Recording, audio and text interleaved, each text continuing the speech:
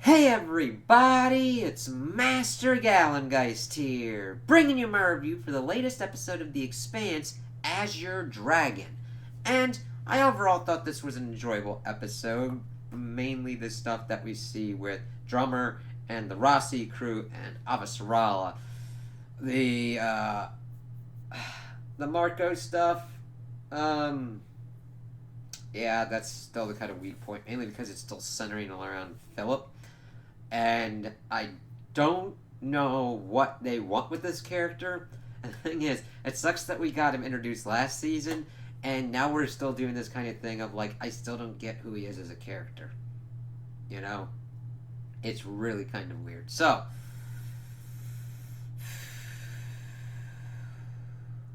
how do we want to do this? Let's do the Marco stuff first, and then we also get some Marco stuff at the end.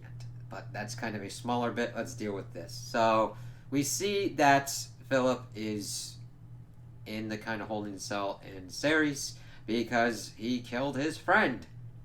I can understand getting pissed and shit like that and then like fighting and shit, but he fucking drew a gun and shot his ass. I don't even know like what the motivations were for this kind of thing, and even he doesn't really like. Throughout this episode, I still don't get any kind of clear answer for like, yes, I am pissed off because all the other people that I can get easily, this woman won't. Now, granted, I get that, and I get that kind of motivation with the war hero kind of stuff, but I don't know what's like fighting really in his head at this point, other than I don't know. They're trying to set him off as like a Marco Inaros kind of thing, but even Marco seems to have more underlying like he hates the Inners and the Earthers for what they've done to the Belters. I That is a clear kind of motivation. Does he win too easily and pretty much act like a stupid dumbass? Yes, but Philip is somehow even more amplified by being dumber.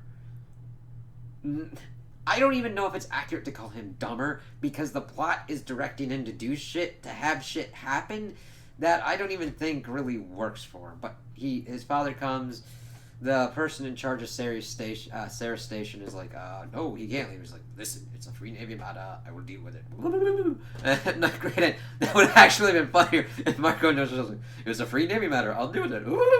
That, that, that would have actually been a little bit more interesting, but no, we get him. Another side note, Marco Inaris' fluctuating accent is driving my ass bananas sometimes. I'm like, pick it. I don't know which. I don't know where. What the fuck? Naomi's at least is consistent in its inconsistency. Like, she'll fall into kind of Belter kind of accent and lingo when she's with her Belter friends, but when she's like around the crew, the Rossi, she tries to be another kind of version. Whereas Marcos, it's just everywhere because reasons. Sorry, that pet peeve. I might have commented on that before, but it's been a bit and it's back a bit. So he goes, and then he pretty much does the whole lesson that, like, yeah, when I was like on Palace, me and my friend, we go out and drink and everything, but we wouldn't fuck up because nobody would bail me out. So stuff fucking up. And I'm like, you're just reinforcing his belief. He murdered a motherfucker, and you're just sweeping it under the rug and being like, yeah, he assaulted a superior officer and you killed him accordingly. It's like, all right. Even Philip is kind of confused that the plot has handed him this kind of convenience of like, really? I'm getting off with that? All right. So then they kind of go in. Philip is trying to figure out what's going on. The one lady who I really don't give a shit about, blonde lady who kind of reminds me of Flock of Seagulls hairstyle for some reason, even though it isn't Flock of Seagulls, is like asking him what he kind of wants for his son, and he's like, yeah, I want him to be the man I want him to be. It's like, cool. Could you share with the class? I mean, I don't even know what you want him to be. It's like, all right, fine, cool. Then like, put him on stuff. You don't put him on anything. It's like, I want him to be the man I want him to be, and I'm like, okay, what in the fucking hell is that? Because she like brought up like whenever she acted up or whatnot, someone would put her in like a recycling thing, water recycling thing, to see if she could swim or whatnot to like even her ass out. I'm like, No, but I understand punishments should kind of deal with shit. And it's like, hey, yeah, you got someone who you've pretty much swept under the rug for murder. If that doesn't come back to bite somebody in the ass, I don't know what does. Oh, yes, I also have to talk about the space colony thing. Well, we're getting towards the end of what's kind of figuring out with the Philip stuff, at least that I kind of care about. We'll get to the space colony thing after this. So he's kind of thinking about that. Philip comes in and wants to do right and at least take care of his friend's family. And she's like, okay, but he assaulted an officer, so we can't do much, but we'll try and do something. So she's at least putting him like, hey, you're trying to make amends. That's a pretty good thing. So helping to encourage him with that is really kind of good. I just wish I cared about it. So, like, it's really weird. They're trying to do things, but I don't think they understand what they want or need to do with this character. Because then he goes in and tries to record things saying, like, this is what your son did. Pretty much, like, mimicking Marcos and ours for what his stuff is going on. And that's pretty much most of what we get for here. And then the stuff at the end. The episode starts off with the whole colony bit as we see the little girl, like, rushing back and trying to save the bird, but of course it dies. And we see the parents are like, I'm sorry, honey. The thing is, we can't eat this stuff here, and this is specifically for us, so you... She's like, I poisoned the bird! I'm like, yeah, they're trying to tell you that in the nicest way kind of possible. And the thing is, I don't know what it's kind of setting up for this, and I don't hate these kid actors. Like, we're trying to be sold that this kid is really distraught about this. And I don't put it on them. It's like they're not really given much to kind of like work on for this. And she tries kind of like the fake crying. She's not doing bad. She's doing the best that she can. It's just I really don't care about this at this point because this is supposed to be an end season. All right? And you're doing this kind of stuff that I'm not having even an inkling of what is going on for it to be connecting to what's happening. I mean, granted, I understand the proto-molecules happening with this stuff, but I'd rather get that shit than what's kind of going on here. I don't know. She could be being set up as, like, if they do a continuation years in the future, this would be the kind of protagonist we follow around. But we see that the parents need to be called to this kind of meeting because even though it says all the settlers, they're not even having the kids there, which I kind of get, but kind of like, alright, that they're trying to do some kind of test or whatnot, doing shit with the proto-molecule structure up there, and they're trying to figure out kind of what's going on. It's like, alright, you're just doing vague hints and shit at this point that's really not intriguing me. I kind of need a little bit more. I don't need much, mind you, but I'm like, alright, there's something going on with this colony. What's going on? The thing is, she's also got a little brother who's like, hey, can I come with you, parent units? No. Oh, and then she kind of gets this idea. She takes this thing, oh, Kara, this is not a toy or whatnot. And he's like, hey, can I come with you? No. And she doesn't go, yeah, but she's like, no, I gotta do this. And it does show some maturity that she's gonna kind of like go and bury this bird and also try and lift the birds up to their nest. She uses this kind of drone thing to try and do that, which that kind of least endears me to her character a bit before she only gets one up and the other two are down and it crashes and it's broken and she's like, my parents are gonna kill me, the birds are gonna die, and she's freaking out. And of course the dog thing's like, what the fuck's going on? And I don't blame her. Like, it takes a lot for an actor to be able to cry and do that shit convincingly. So I don't say that she's a bad actress. I'm just like,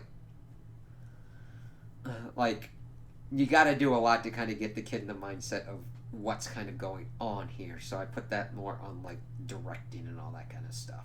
But she kind of cries a little bit, and then she's trying to bury the bird in the box thing, but the dog thing's like, hey, I'm gonna eat this, and goes off. It's like, hey, come back, what the fuck? And the thing is, if that poisoned the bird thing, I think eating a bird poisoned with that kind of shit would have repercussions to that as well. So she might have just accidentally initiated a gigantic ecosystem-wide poisoning event, which would really fuck a kid up, man. Like, holy shit. Like, listen, it doesn't really have to be that complicated, alright?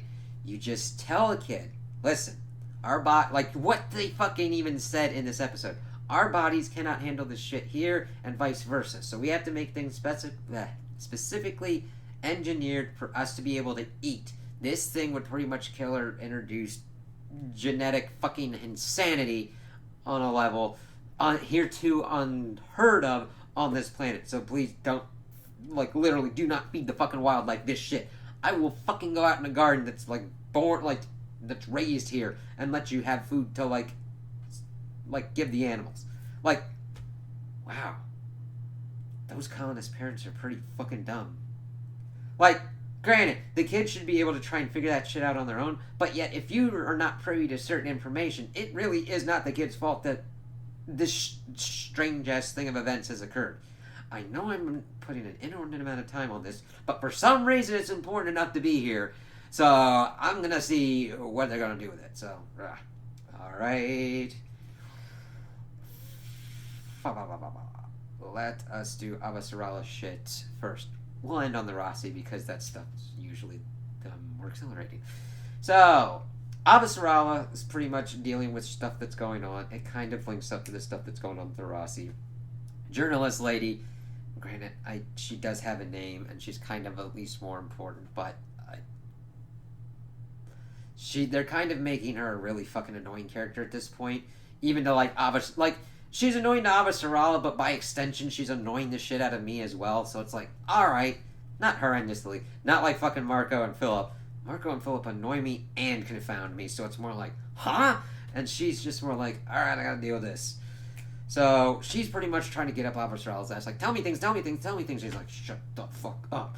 Like I really wish that Amos needs to fucking give her a Chrissy stick, where she's like, shut the fuck up. I don't, like, condone violence and stuff like that, but back off. It does seem like something, like, granted, Avasarala is better than that, but it just be like, she's at the shit end of her stick, and she's like, back off. So she's trying to figure out everything's going on. Of course, the end of the Rossi stuff comes in. She's like, alright, you called me in, you gonna give me a scoop or anything? She's like, not at this moment, but I kind of want you to do a thing, do a profile for, like, all the people that have been affected on Earth. Pretty much doing a kind of propaganda, like, event kind of thing. Granted, even though it's, you'd say it's more trying to be beneficial to show the Belters the toll and the victims of those on Earth from what they've done. I understand what she's trying to do with that, and she's like, okay, I've got the credibility and everything, and she kind of thinks about it. At first, she's like, no, I'd lose my credibility because I actually tell the truth instead of, like, state propaganda and everything. I'm like, okay, that's good. That makes me respect you more. But then it's like, okay, it could, and then Avasarala's like, and what if you do this project, or you don't do this project, and like, oh, is that an attack that I could have stopped because somebody else could have seen it? I'm like, yeah, Chris, yeah, Avasarala, you should, damn it, I'm starting to become like Amos and be like, Chrissy. All of those these Belters that are with Marco and Aris are the ones that feel like they are faceless victims because of what Earth and Mars have done to the Belters over all these decades. Alright? Like, I'm not saying that those people on Earth deserve that kind of stuff. Hell no. Getting rocks thrown and shit and just like, whew, it's horrible to even think about. But you also have to take that other initiative as well. Be like, listen, these people that died had faces, they had lives, they had all these families and everything. So did the Belters, and you have to fight that as well. That's the only reason Marco is able to do what he's done, because they do kind of bring up the whole kind of luck bit later on, which I really kind of liked at least.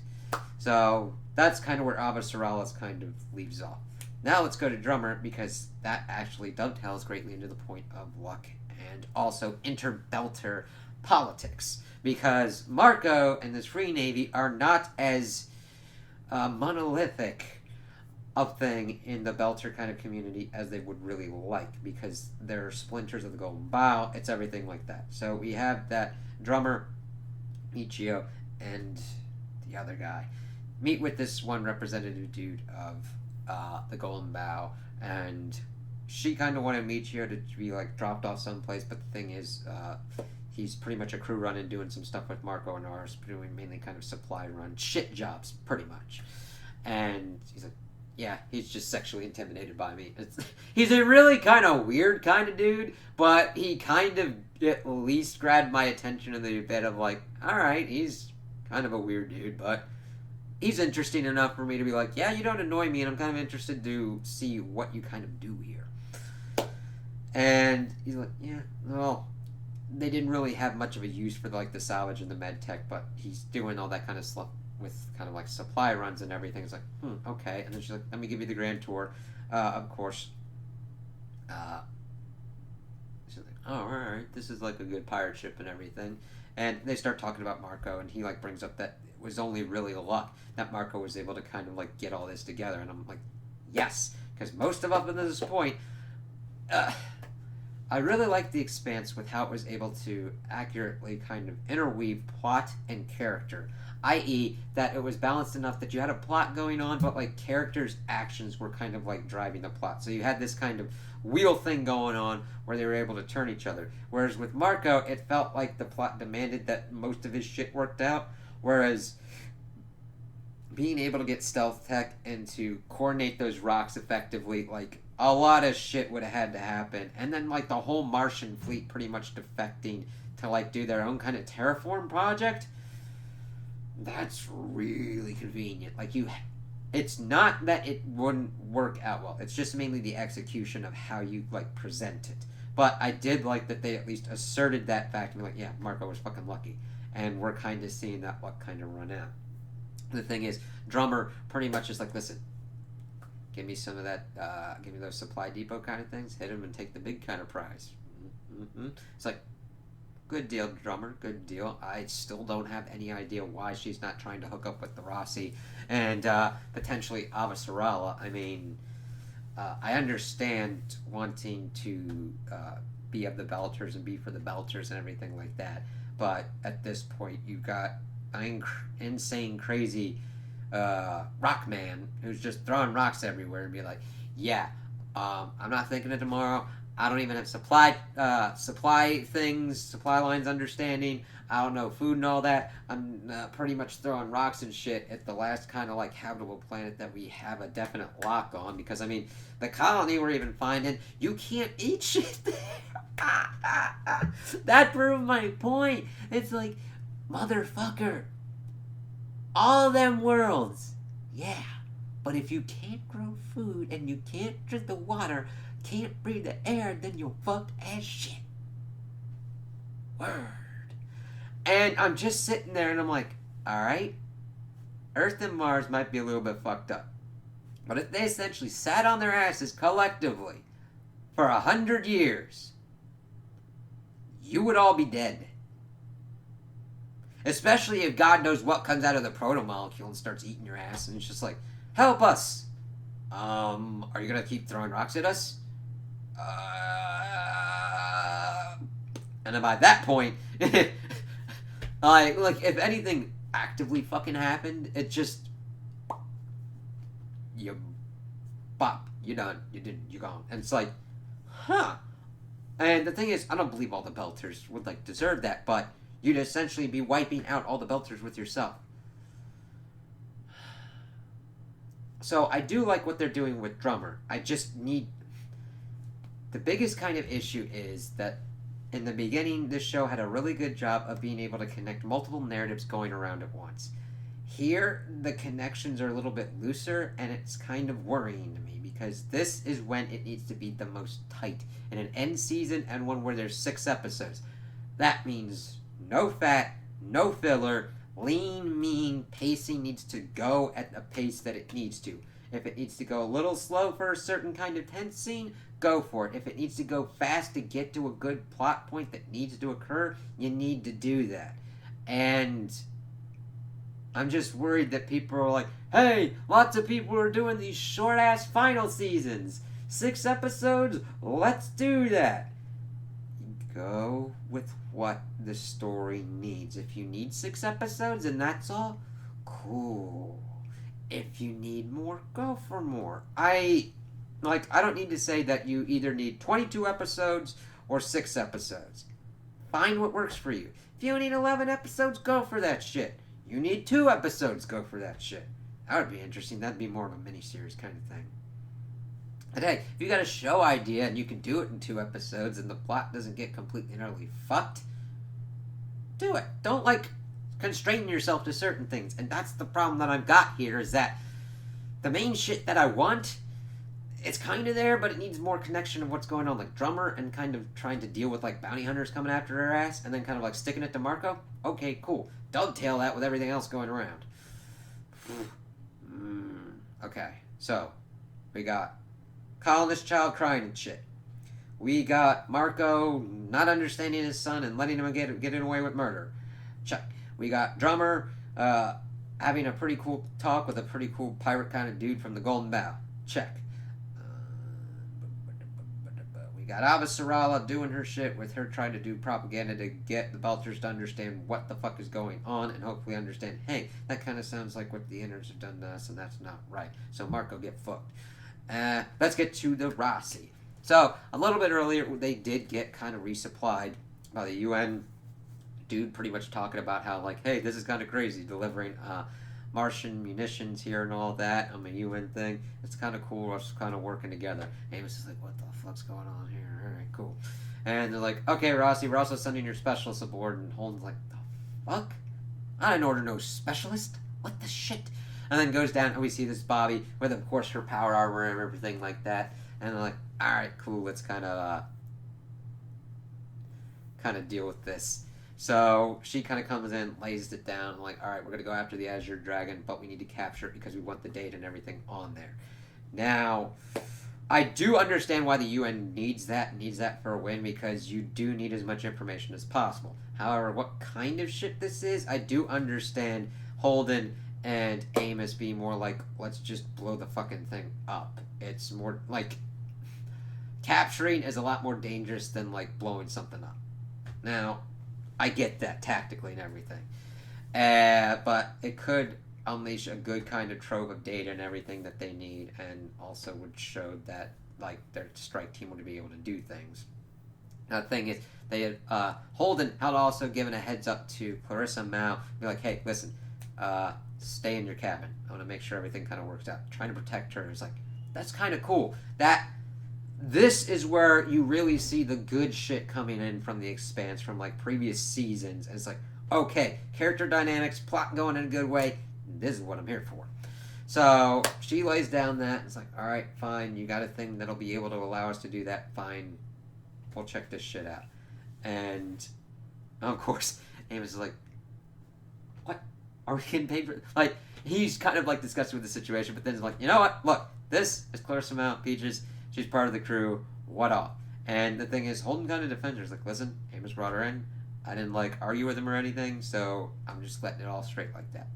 And Poppy's she's a fugitive. He's have you had any problems? We've actually done a nice kind of reform program here. She hasn't fucking murdered anybody so far, and she's not a giant throbbing asshole just spewing shit everywhere. So yeah, she might have tried to kill me, might have tried to done some shits, and look, I'm dealing with it. Yeah, everybody on the Rossi, she tried to kill.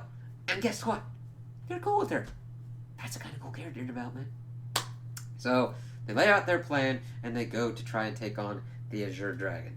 And they try and get there, and here we get a nice dogfight kind of thing going on. Well, I say dogfight, but it's not really a dogfight. They kind of get everything set up. They're trying to hide enough in the shadow to kind of get on them, but they get spotted, and we get a chase ensuing as Holden is the one being the pilot. He's listen, Bobby, they're gunning. I need to destroy it. She's don't do it. I'm the only one that decides if this is scuttled. And then Holden's fine. He ain't happy about it, but he's going to deal with it. So he's able to pretty maneuver everybody. Bobby was the only one that was able to stay up enough. Amos kind of got whacked down and everything. So did Naomi and Peaches. And they kind of are able to get on to, Bobby's able to launch herself on the ship and utilize an EMP. The thing is that Naomi's mainly the kind of technical kind of hacker kind of group, but she gets a PTSD kind of panic attack from what she had done the previous season with her spacewalks, which is understandable. Consequences for actions, and she's got to deal with it. I'm oh, cool. I'd really like a more kind of lengthy season to kind of deal with this. So Peaches goes over instead and has to deal with what's kind of going on. Holden and Amos.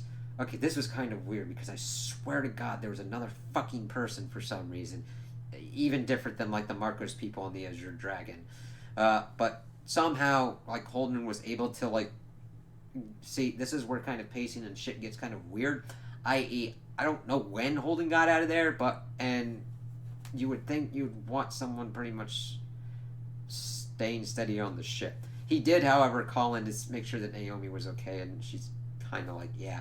So she kind of stays on and kind of like works with that, whereas Holden and Amos pretty much go in and like take out the people.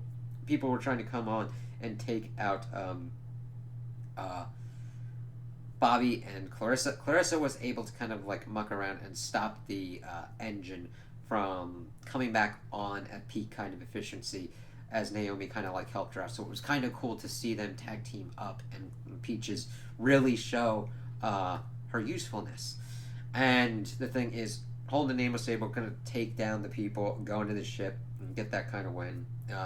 Bobby almost got blown up by a rocket, but the thing is, Peaches was able to see it in time, utilize her mod, and fucking boom, cracked the dude out. But of course, we have seen the kind of repercussions that using that mod has had, and in Zero G, it is not very good because she threw up in her fucking suit, and Bobby's like, shit, I gotta go back on board. But Holden and Amos are able to take the ship without it being purged and all that. They're able to hard link in, and they see all that shit for all those asteroids. So Avasarala got her win pretty big. So that was definitely kind of cool. And let's see. So that's all kind of worked out. Let's get towards the end. Well, Marco's at the end. Let's see. Yeah. He did get information that Peaches had to be taken to the infirmary. And we see that Amos is having a good chat with her, being like, hey, you gotta kind of watch it with that kind of stuff. Because that was kind of deviating from the plan and all that. But then we see that Holden comes in and is like, choose her out, but choose her out in a Holden kind of way. I really love the character kind of stuff. And he's like, hey, can I talk with her? And like, yeah, you can talk with her. And Amos just sits there. It's just, I love that. And then Holden's like, yeah, all right. And then choose her out and like, listen, we got to stick to the plan. And that wasn't cool. All right. You could have died and things could have spiraled even more there. So when I give you an order, I expect you to follow that order. And it's kind of cool to see Holden kind of getting more cemented in the role of captain. Like, he understands that these people's lives are in his hands, and that, yes, sometimes he gives an order that might seem kind of like weird or whatnot, but that he's trying to do his best, and he's kind of like accepting that role more. And she's like, all right, yeah, and since you're a part of this crew. And he kind of leaves then, and she's like, wow. And he's like, wow, you do know you got chewed out by the captain, right? And he's like, he called me part of the crew. And she's really happy about that, and that smile and everything, even though she kind of got fucked up and everything, and she got chewed out by the captain. She's part of the team, and it's really kind of cool to see her kind of cement with the Rossi crew like that. Now, if you told me this had been what would be going on with her character before, I wouldn't have believed you. But now I'm like, wow, I really like her character. I like her dynamic with the Rossi crew, and I can't wait to see kind of what goes on with it. And hell, I'd actually want another season. I'd actually take kind of a Cowboy Bebop Firefly kind of thing, where it just follows the Rossi doing shit and trying to like pay the bills, like doing odd jobs and shit. Like, granted, I do also like the deep mysteries of the proto-molecule and everything. Oh, plus Holden did tell Bobby about what's going on with that kind of weird flash from the proto-molecule, just to make sure that other people know that, hey, shit's going crazy. We better kind of keep an eye out. But we have to see. I mean, there's a lot of kind of cool-ass shit. I mean, you could just do an Expanse spin-off where you just got a group trawling around in just a random ship doing odd jobs. That'd be actually pretty fucking cool. Very character focused, kind of episode of the week. Granted, you can have overarching plots, but it would have to be very character driven. ideas into the void. Let's see if they come of anything. The episode ends with Marco having the understanding of what happened with the Azure Dragons, seeing the feed, seeing that they weren't able to delete all the data. And it's like, huh, okay, well, guess what? I'm getting one more now. I'm like, is this what you want? Like, I thought, I don't know what his fucking objectives are. He talks about Ceres Station being a Belternation capital. It's very hard to pin down his goals. First, he's kind of striking back at the innards. Then he's trying to, like, build a Belternation and do stuff with, like, Medina Station and all the supply things. Because we do see stuff like that, even though he's fucking shit at figuring out what the fuck supplies go for. And he's like, ooh, I kind of want that ore. So I understand that kind of fighter's mentality, but it's like, what? What are your objectives, you dingus? You lucky, stupid bastard. Because it's funny, the one dude talking about him being lucky during the drummer arc, and just everybody's, oh, call him a genius. It's like, he stole stealth tech and put it on rocks and shot them at the, like, not the biggest targets in the solar system, but pretty big fucking targets. He's just the one that executed the plan, at least to the extent that it actually worked. So we'll have to see how this kind of changes up his plans and how it, like, affects Belter's being more to his cause and to the free navy and all that. So that stuff's got to be shifted around. So I was not really that into what was going on with Philip or the colony, even though I was more into the colony stuff than, like, Philip's story. I really like the Rossi stuff and the drummer stuff, and Avasarala kind of, like, dovetails into that, even though that was kind of, like, the smallest kind of bit. So I'm looking forward to seeing what else kind of occurs throughout this season. So those are my opinions on the episode. Tell me what you guys think in the comments below. If you liked it, if you didn't like it, if you agree with me, if you disagree with me. Also, like and subscribe, and I hope you have a good day.